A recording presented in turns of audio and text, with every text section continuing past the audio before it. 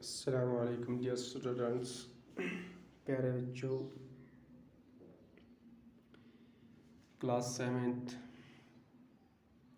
Subject Urdu. ہم نے ایک نیا سبق شروع کیا ہے اور اس سبق کا نام ہے ڈاک کا انوکھا ٹکٹ۔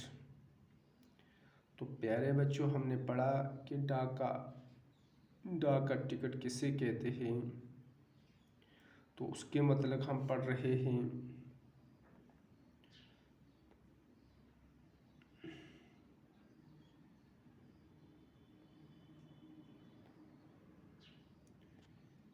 تو پیارے بچوں، آج ہم نے یہ سبق جو ہے یہ کہاں سے شروع کرنا ہے، یہاں سے ہم شروع کریں گے۔ آج ہم آپ کو ایک عجیب و غریب ڈاک ٹکٹ کا حال سناتے ہیں۔ یہ کیا کہتا ہے کہ آج ہم کو ایک عجیب و غریب ڈاک ٹکٹ کے بارے میں بتاتے ہیں، ایک حال سناتے ہیں۔ یہ ٹکٹ جاپان میں جاری ہوا تھا۔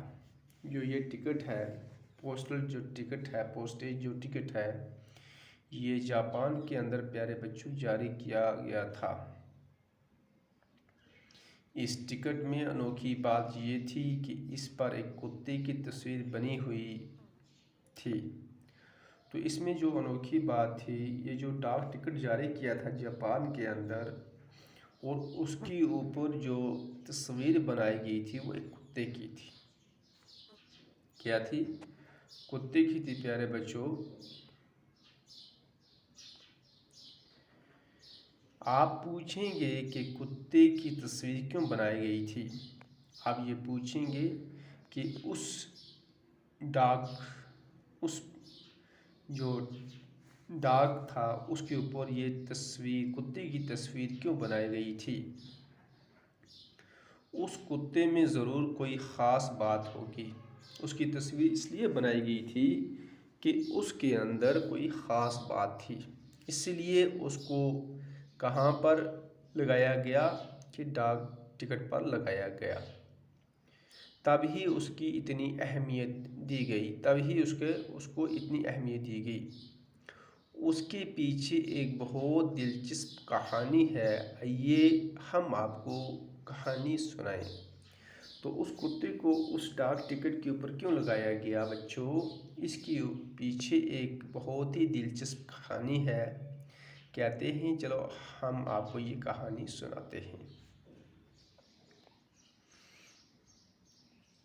اس کتے کا نام ہاچی ہے۔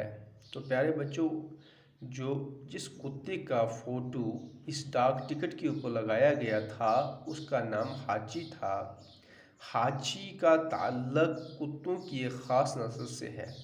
اس کا جو تعلق ہے وہ کتوں کی ایک خاص نسل سے ہے، جس کا نام ایکتا ہے۔ یہ نسل بڑی وفادار ہوتی ہے، اور یہ نسل جو ہے بڑی وفادار ہوتی ہے۔